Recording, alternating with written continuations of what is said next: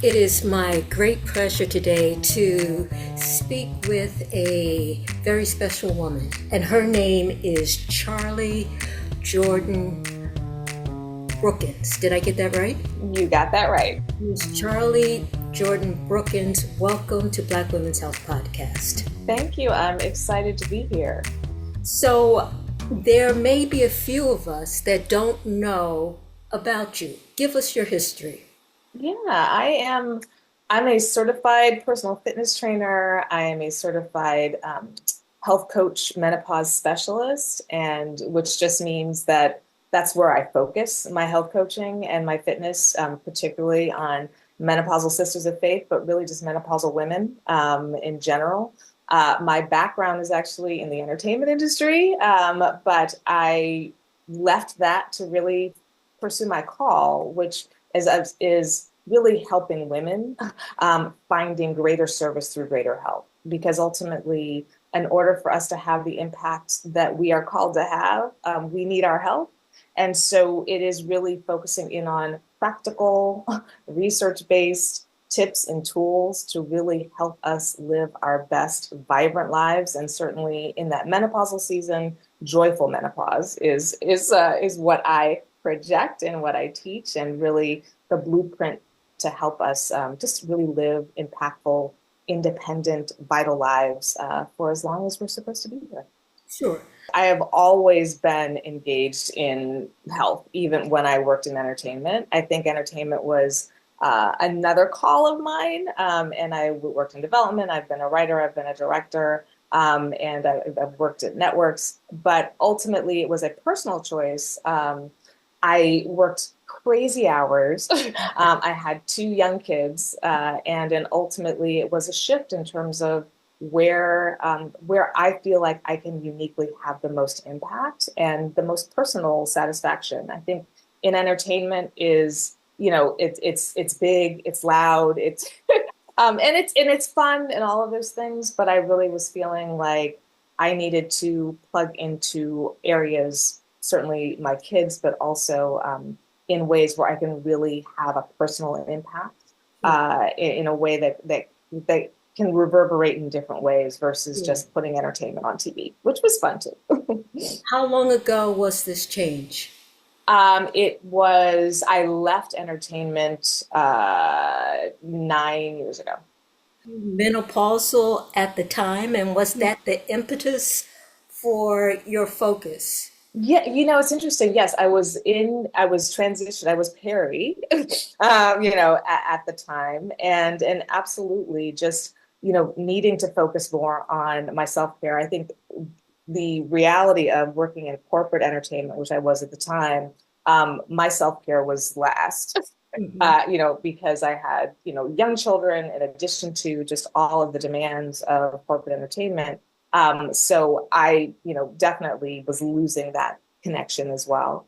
So my dive into the menopause space was definitely a personal one, to really figure out what's going on. And just at that time, now it's much more noisy in the menopause space in terms of information, great information most of the time. But just there's more of an emphasis and a need, just because it's such a huge population. And I love the quote that says that, menopause, you don't go through menopause, right? You land there and you stay there for the rest of your life.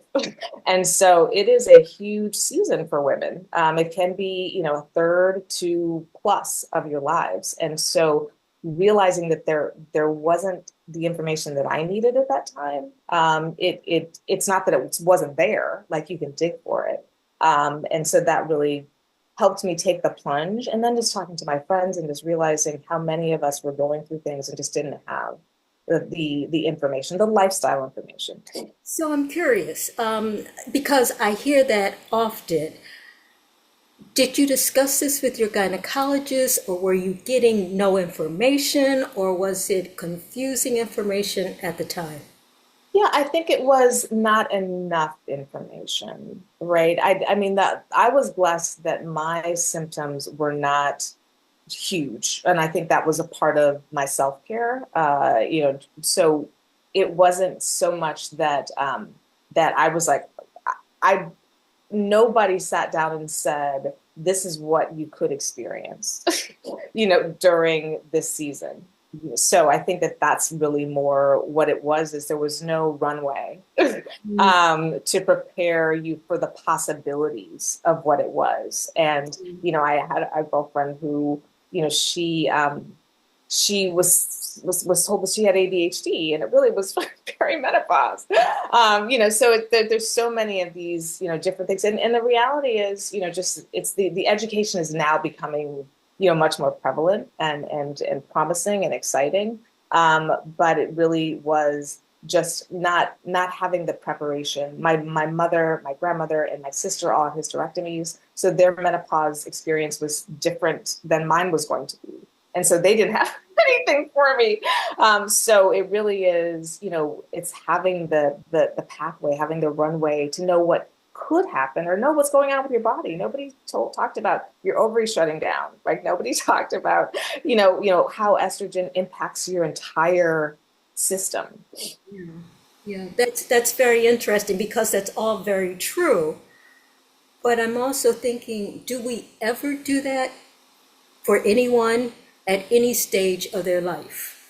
Meaning, do we talk to young girls about starting their menstrual cycle and what to expect? Do we talk to pregnant women about pregnancy? Not, and all the changes that go through. So it's a very interesting comment. It's very valid because you're right.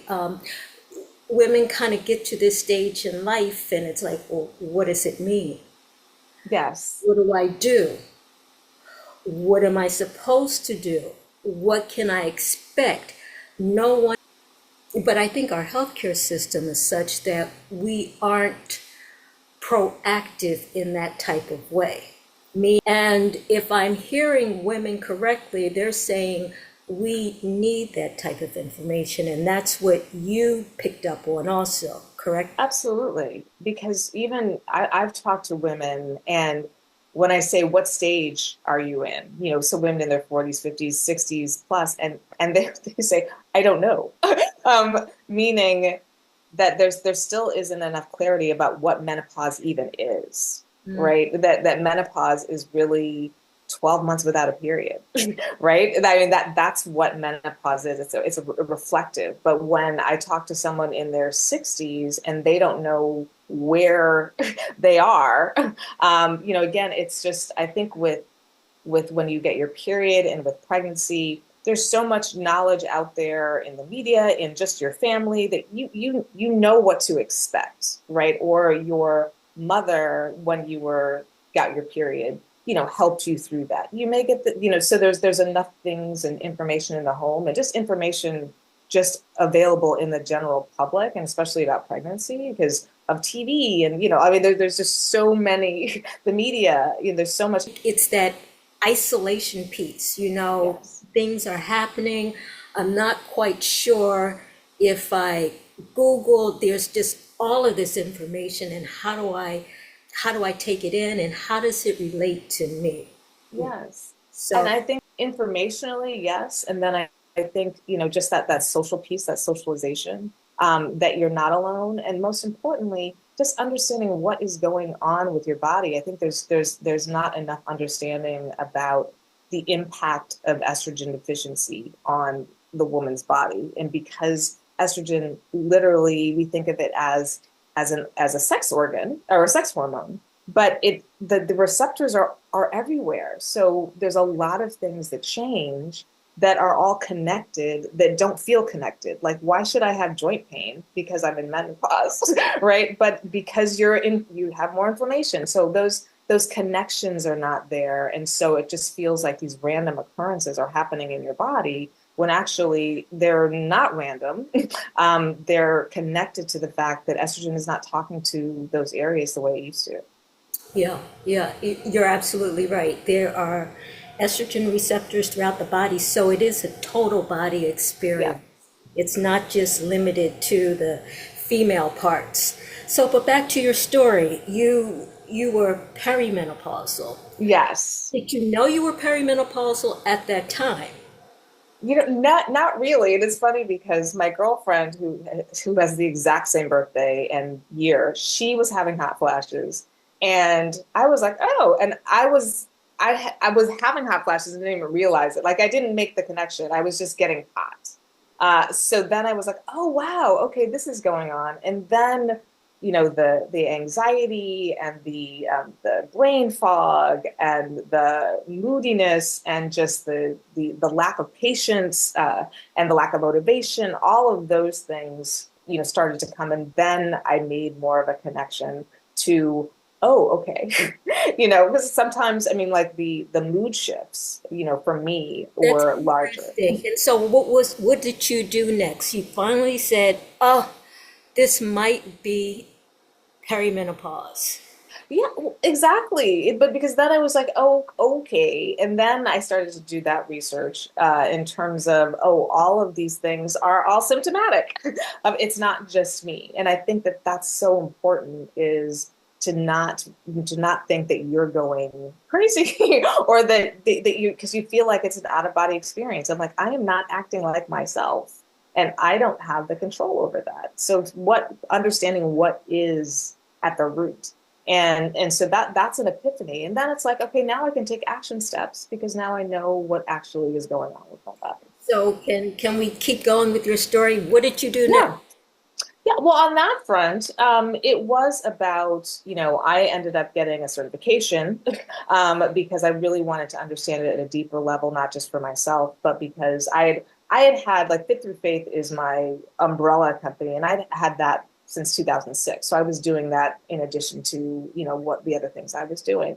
But in terms of really focusing in on the menopause space, I was like, I need a deeper understanding. So I did a certification so that I really understood the nitty gritty. And then I was all about just getting information, right? Speaking to women in addition to, making sure I'm listening to qualified medical professionals and just doing, and just, I'm a research, like if I think it, I need to understand how it connects. And so I do a ton of research just to make sure that everything makes sense and understanding the shifts that I needed to make, that the reason why, the belly is expanding is not necessarily just food related, just how hormones were impacting that. And, how you have to shift the way you eat and how you shift your fitness and, how protein becomes more important. So all of those things, magnesium, like what are the important, because I don't like to do a lot of supplements. I like to get my supplements from food. But what are the things that I need during this season? So it was really about diving into the unique needs of us as women, and certainly as Black women. We have our own unique needs, especially because of, as you well know, how we're predisposed to so many of the chronic diseases. So we have to really be vigilant about realizing we don't have to, the things that worked when we were in our 20s and 30s don't work the same way, in our 40s, 50s, and 60s. So understanding that, I was able to make a shift and really get back into what felt like my body, in addition to just feel better.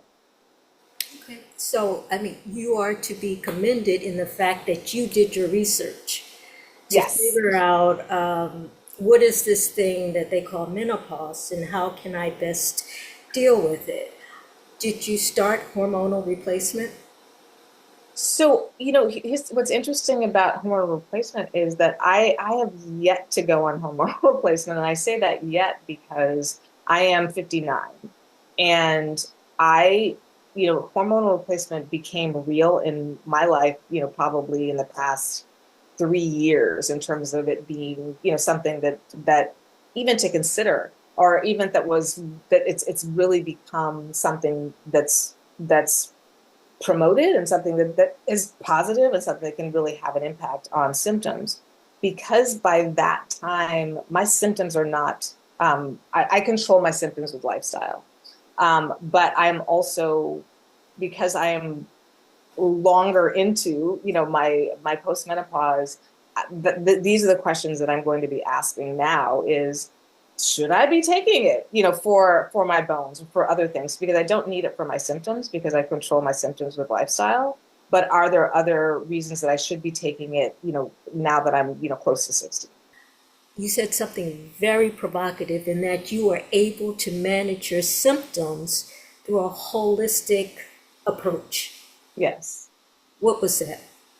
So the holistic approach is around the way I eat, the way I move, and the way I sleep. I mean, those are really, when I talk about, kind of my joyful menopause toolkit, it's about power and purpose, right? Really being rooted in what time of life it is and that you still have a purpose, right? And so really, mindset wise, looking at this as the best, like your ladder shall be greater. Like this can be the best season because we have wisdom, we have all these other things, and a lot of us have children out of the house, or so really looking at mindset wise as this can be our greatest season. And then protein and plants. So it is a time where protein becomes important and really becomes the priority of the macronutrients. All the macronutrients are important, but making sure that we have high quality protein because the goal is really our muscle mass, right? And maintaining that muscle mass. And so when I talk, my food is, protein focused, and then with also plants and colorful antioxidants and all the things that we need, the fiber that we need. So really focusing in on protein and plants for that protein and that fiber. And then when it comes to physical activity, we have to lift weights. Right. I mean, the reality is that we're losing bone density, we're losing muscle mass as the decades continue. So we need to make sure that we are not just lifting the easy weights, just for our health, but that we're doing specific compound movements with heavier weights to make sure that we are building that muscle mass, because all of those things impact our insulin sensitivity, impacts our blood sugar regulation, impacts our mood, just that aspect, the physical activity, adding, making sure that we're walking, making sure that we're lifting heavier weights. All of those things have an impact on those symptoms. And then after that, we look at our stress and our sleep. I call it 3PS. We need to sleep. And I still, suffer from sleep disruption. I can get to sleep, but I'm still waking up. But you have to prioritize getting to bed at a regular time, and doing all that you can to maintain that sleep and reduce that stress. So that 3PS with the power and the purpose, protein and plants, physical activity, and stress and recovery are, kind of the modes that I use for myself personally, and also that I teach with my clients, because those things can absolutely have an impact. Now there is some supplementation that, I always, kind of point people back, certainly towards their medical professionals, or, there's certain like magnesium, there's creatine, there's certain supplements that are just kind of widely promoted for your muscle health, that I do talk about. But the main thing is there are lifestyle things that can have a significant impact on the symptoms you experience. We know that the average age of menopause is 51, and we know that perimenopause can sometimes start as early as age 40. Yeah. That's the time when women are working, they're taking care of their family, they may have young kids, they may have kids in high school, they may have elderly parents that they're taking care of. They're, trying to juggle a lot. So what Yes. do you say? What do you say to that woman who is working, who has a family, who has responsibilities, that doesn't have the luxury of going for a 30-minute walk, or doesn't feel as though, I should say, Yes. doesn't Yes. feel as though the luxury? Where does she find the time, Yes. knowing that often home responsibilities are the burden that women Yes. have to deal with? Absolutely. And I think, especially during the holiday season, because they're biologically, the research says that our bodies want to slow down, our bodies want to crave, our bodies want to hibernate. So we're fighting that as well. So in addition to menopause symptoms and all of the other things that you mentioned, we've got the biology part too. So what I say is, number one is we have to ditch the all or nothing mentality. Oftentimes we're like, well, if I can't walk for 30 minutes, I'm not going to walk at all. Or if I can't get to the gym, then I can't do anything. And so we need to lose that and say, what about something? So we can't do 30 minutes, or we feel like we can't find 30 minutes, which I would argue that you can.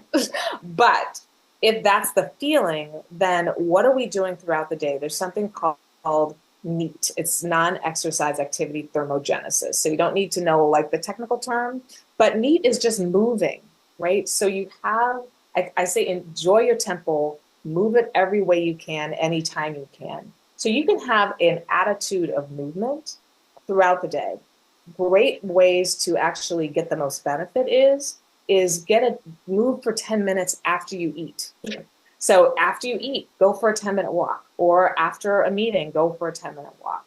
That's one way that, again, it has an impact on, it adds up to your steps, right? It also will have an impact on your blood sugar, which will, again, help sustain you throughout the day. So that's like looking at what can I do versus can't. You can take the steps. You can park and walk farther away.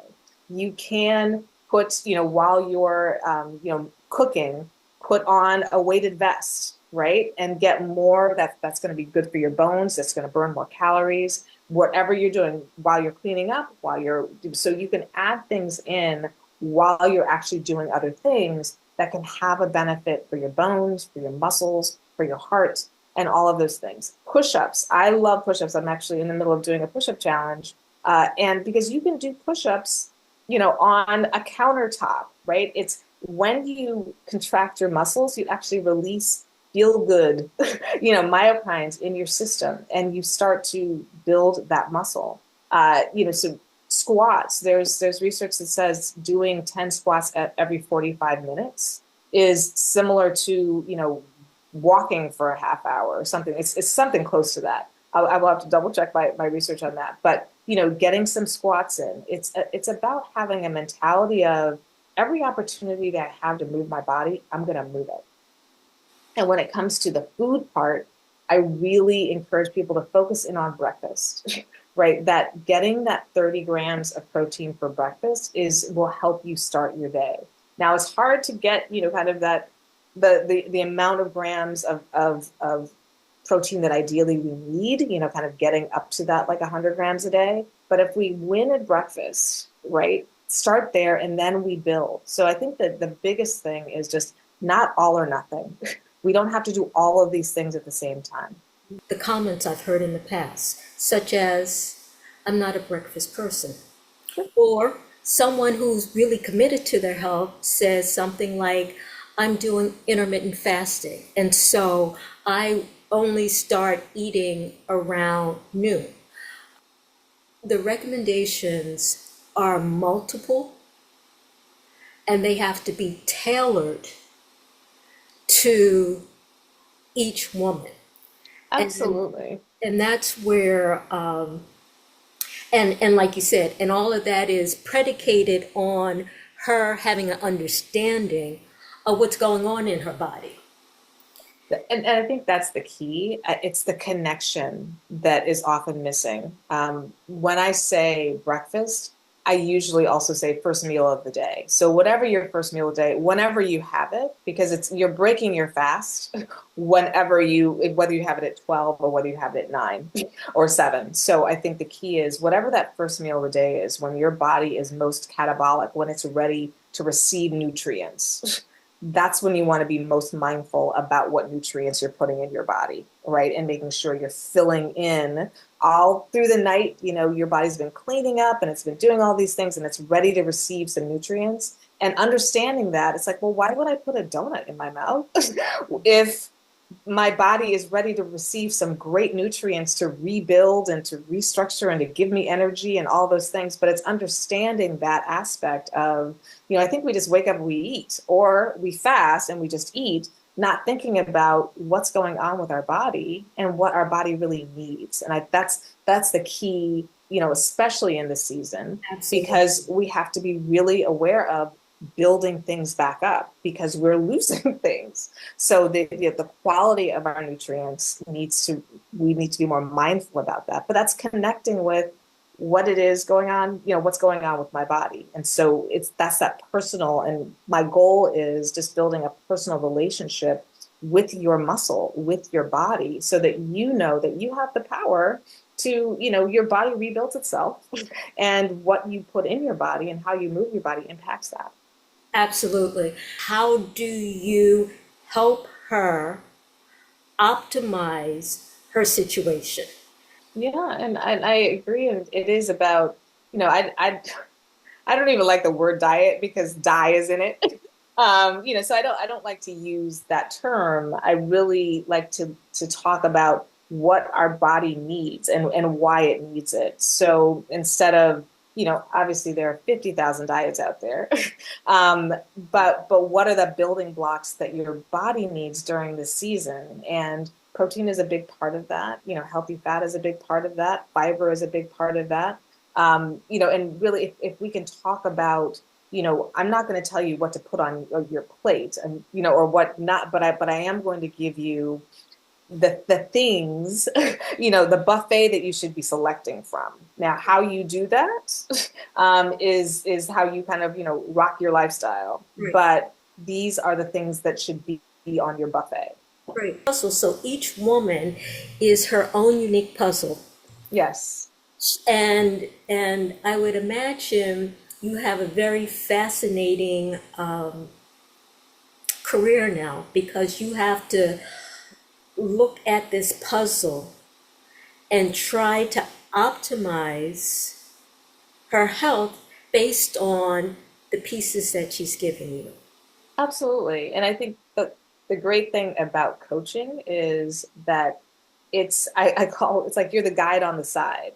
Mm, Everyone I work with, they have all of the answers, right? They know what they're supposed to be doing. They just don't know quite how to make it work for them, or it just feels too overwhelming. Or there may be some inputs that are still necessary, but it is so individual, because for example, some people have texture issues. So while Greek yogurt has a lot of protein, and some people don't do dairy. And so, so it is, kind of here's the laundry list of things to choose from. But let's define what will work for you. I used to be a vegan, now I'm a non-dairy pescatarian. So and and I only use those words just to make it easy to understand, but I don't care about all of that, right?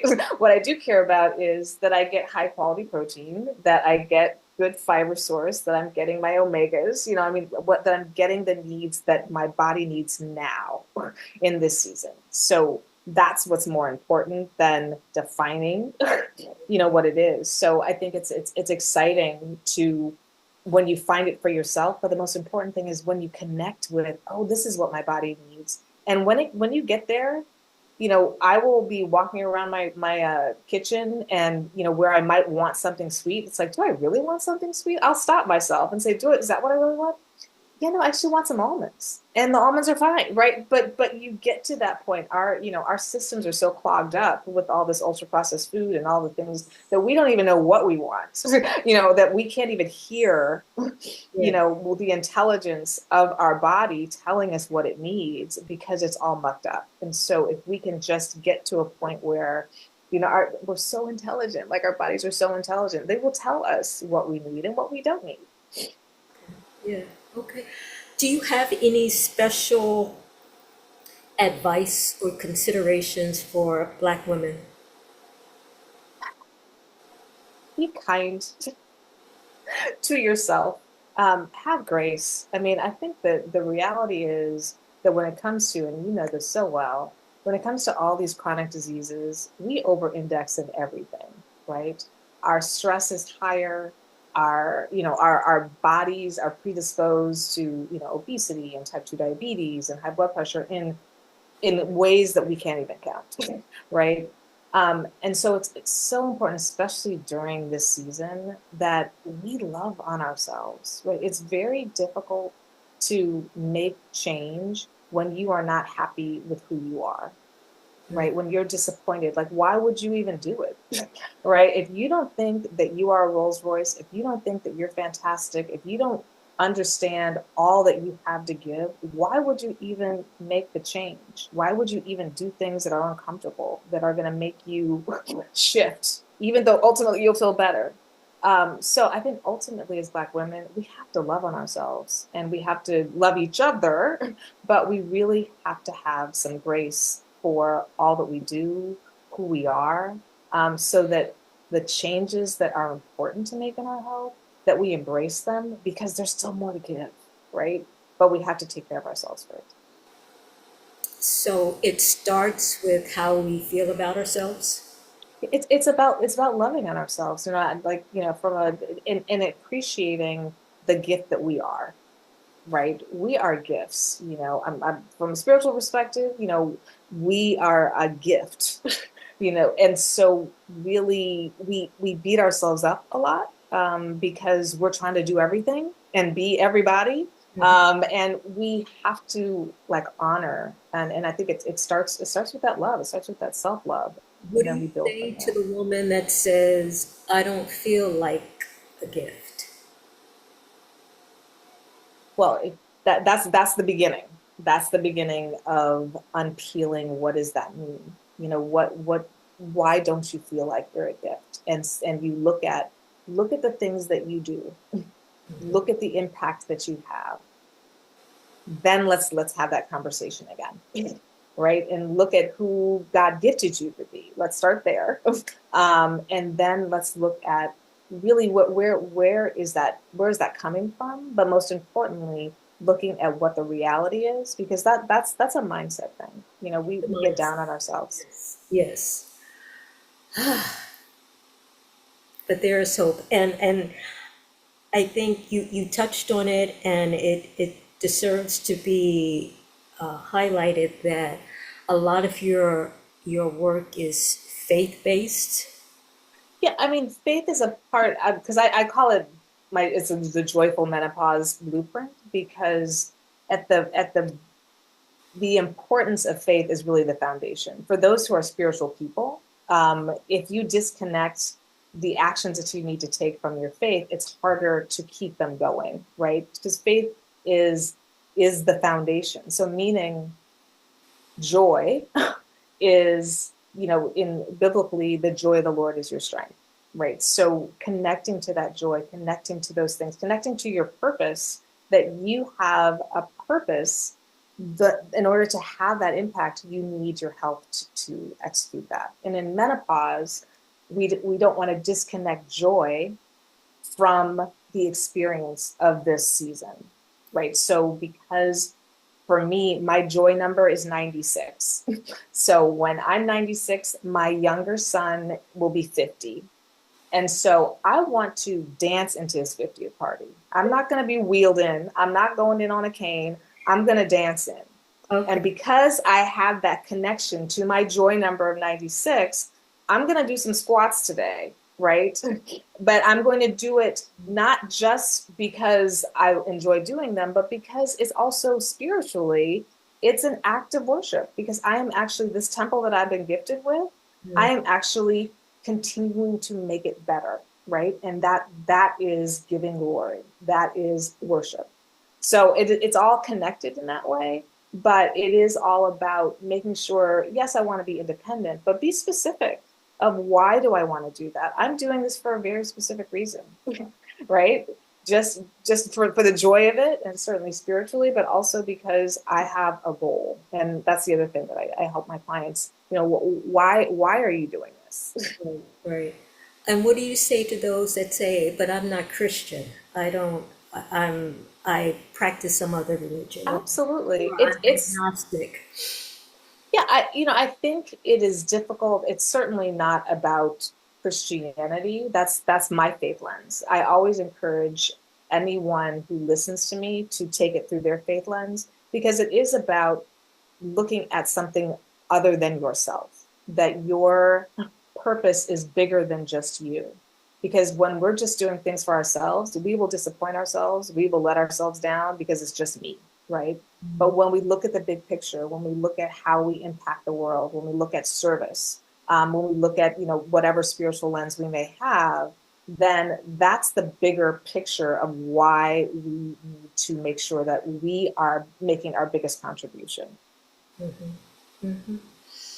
Okay, do you have any parting words for us? Or, let me just say this.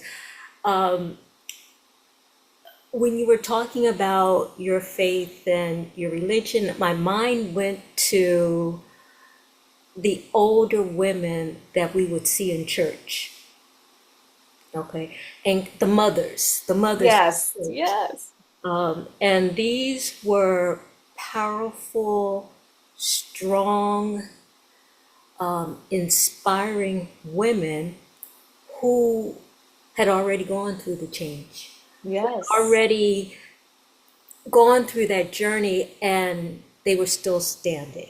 yes, So for me, and I think you said this earlier, this is not a death sentence. This is not a punishment. There are women in our lives that show us that there is joy and life yes. beyond this menopausal change. Yes, there's an Asian proverb that, or not proverb, but there's, and I'm not sure exactly which Asian country, but they look at menopause as the second bloom. And I love that. Like every time I think Yes, about that, because that's really what it is. It's an opportunity. I say it's God's opportunity. opportunity for you to engage in your self-care because estrogen is no longer taking care of you the way that she used to. So this is your opportunity to do it for yourself, right? And ultimately for others in greater service. Go through. So thank you. I've really Yeah, thank enjoyed you. speaking with you. Please let women know how they can reach you, get in contact with you, website, please. Absolutely. So, well, Fit Through Faith are the main is my company, and it's THRU. So on Facebook, it's Fit Through Faith. I have a group called the Fit Through Faith Village. On Instagram, it's Fit Through Menopause because we're really focusing in on the menopause space in there. My website is fitthroughfaith.com, and my YouTube is also Fit Through Faith. Okay. Thank you. It was a Thank pleasure. you. Okay, You too. Take care. bye.